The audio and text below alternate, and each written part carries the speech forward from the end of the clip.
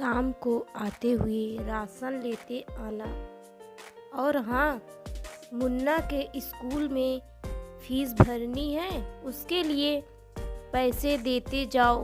बीवी की इस मांग पर जेबें उल्टी करके दिखाने के सिवा बड़े के पास कोई दूसरा उत्तर नहीं था।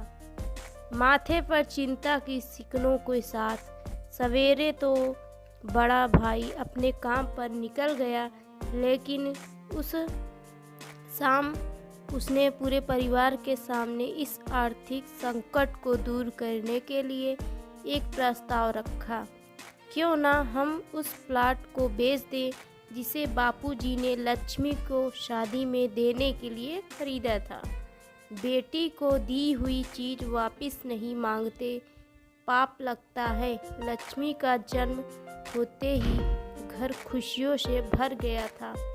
तभी तुम्हारे बाप ने ये तय कर लिया था कि ये प्लाट लक्ष्मी का है, जो उसे उसकी शादी में दे दिया जाएगा। माँ ने अपना विरोध जताते हुए कहा, कौन सी बेटी? वो बेटी जो प्रेम विवाह कर घर की इज्जत को खाक में मिला गई और पिताजी की अंतिम यात्रा में भी ना शामिल हुई। बड़े ने टॉर्च मारते हुए कहा, मेरा मुंह मत खुलवा। यहाँ कौन नहीं जानता कि लक्ष्मी को उस दिन गली के नाके से ही लौटा दिया गया था और उससे अपने पिता से आखिरी बार मिलने का हक भी छीन लिया गया था। माँ ने बेटी का पक्ष लेते हुए कहा, माँ के इस वार से दोनों बेटे चुप हो गए। ना बड़ा बेटा कुछ बोल पाया, ना छोटे बेटे के मुंह से कोई शब्द फूटा। थोड़ी देर की शांति के बाद छोटा भाई बोला, प्लॉट बेच देंगे तो क्या देंगे, पर क्या लक्ष्मी कागजात पर दस्तखत करेगी? मुझे नहीं लगता वो हमारा भला सोच भी सकती है। आखिर है तो औरत जात, पुरुषों की परिस्थिति कैसे समझ पाएगी? काफ़ी वाद विवाद और सोच विचार के बाद सब इस बात पर सहमत हुए और पड़ोस के मोहल्ले की लक्ष्मी की दोस्त को बोलकर लक्ष्मी को घर आने का न्योता दे दिया गया। अगले दिन सुबह से गली के नाके पर खेल रहे बड़े भाई के लड़के की बुआ आ गई की आवाज़ सुन घर वाले चौकन्ने हो गए। दोनों भाई मन में द्वेष और नफरत के साथ उसको कैसे घर में आने के लिए कहे, इसी दुविधा में थे। वे कहते हैं ना, ज़रूरत के वक्त गधे को भी बाप बनाना पड़ता है। उसी कहावत के हिसाब से दोनों भाई बहनें से बात करने के लिए तैयार हुए। दरवाजे पर जब बेटी और दामाद ने पूरे 7 साल बाद कदम रखा तो माँ की आंखें भर आई और दोनों को बड़े प्यार से घर के अंदर लेकर आई।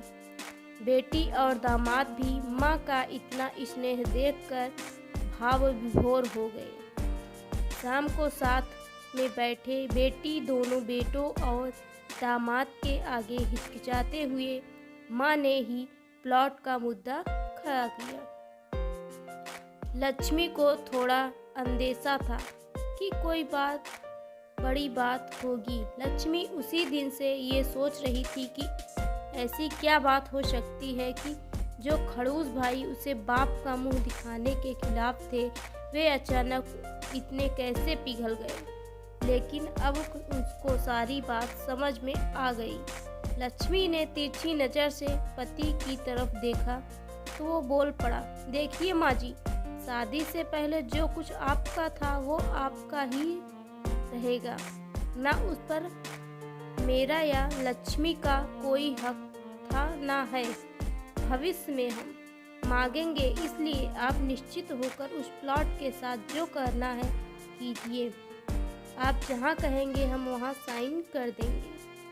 सुबह से अपनी जीजा से नज़रें चुरा रहे दोनों भाइयों ने अब अपने जीजा को अच्छे से देखा।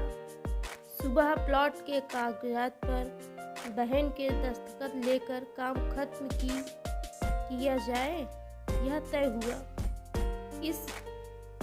इस मीटिंग को खत्म कर उठ ही रहे थे कि टीवी पर अनाउंसमेंट हुआ कि आने वाले 21 दिनों तक देश में लॉकडाउन लगाया जा रहा है।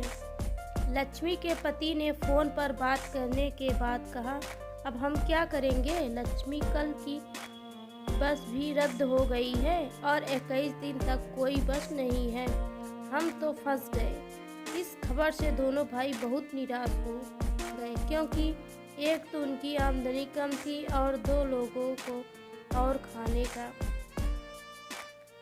खाने पीने का बोझ बढ़ गया था। लेकिन माँ अंदर ही अंदर खुश थी, क्योंकि इतने वर्षों बाद वापस लौटी बेटी इसी बहाने कुछ दिन आराम से उसके साथ रह पाएगी। दोनों भाई छूटक सब्जी और फल बेचा करते थे। कुछ दिनों में ही लॉकडाउन के चलते और कोरोना वायरस के चलते लोगों ने उनसे सब्जियां और फल खरीदना बंद कर दिए। पहले से खराब आर्थिक उनकी स्थिति और ज़्यादा खराब होने लगी और वह मन ही मन लक्ष्मी के कदमों को अशुभ मानने लगे। बहन और जीजा से उनकी यह हालत छुपी नहीं थी। लक्ष्मी के कहने पर उसके पति ने दोनों भाइयों की सब्जी और फल की रेडियो पर लोहे की रॉड और जलियां फिट करा दी। बाजार जाकर दोनों के लिए कैंप हाथों के दस्ताने और थोक के भाव से सब्जी और फल खरीद लाए। दोनों की रेडियो अच्छे से तैयार कर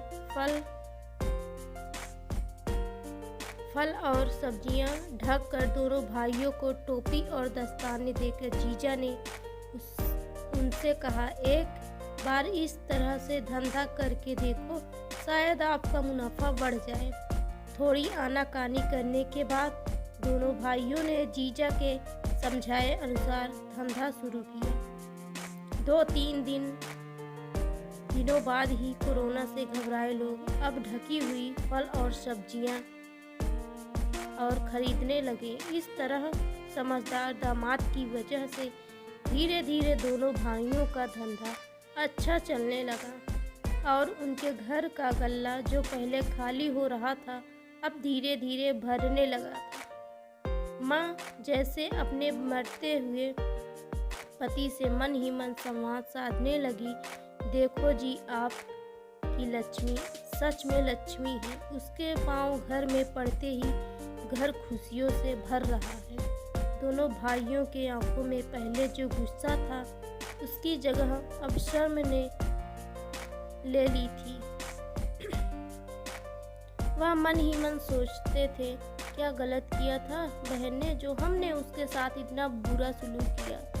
शादी ही तो की थी और शादी करने से पहले हमें बताया भी तो था। हम ही थे जो उसे स्वीकार नहीं कर पाए। दोनों भाइयों के मन में द्वेष और नफरत धीरे धीरे क्वारंटीन हो गए। 21 दिन बाद जब दीदी और जीजा जी प्लाट के कागज पर साइन करने जाने लगे, तब दोनों भाइयों ने उन्हें रोक लिया और उनकी माफ़ी मांगते हुए पेपर्स उन्हें देते हुए बोले, शादी के वक्त हमने आपको कोई तोहफा तो दूर की बात है, आपका हक भी नहीं दिया, लेकिन अब इस प्लाट को स्वीकार करें, हमें प्रायश्चित करने का एक मौका दीजिए। सभी के आंखों में खुशी के आंसू आ गए और माँ ऊपर देख कर बोली, देखा आपकी लड़की ने आज फिर हमारा घर खुशियों से भर दिया। तो दोस्तों, आपको हमारी ये मोटिवेशनल स्टोरी कैसे लगी? अच्छी लगी तो दोस्तों प्लीज़ लाइक शेयर कमेंट जरूर करें, साथ ही चैनल को सब्सक्राइब कीजिए। Thank you and bye bye.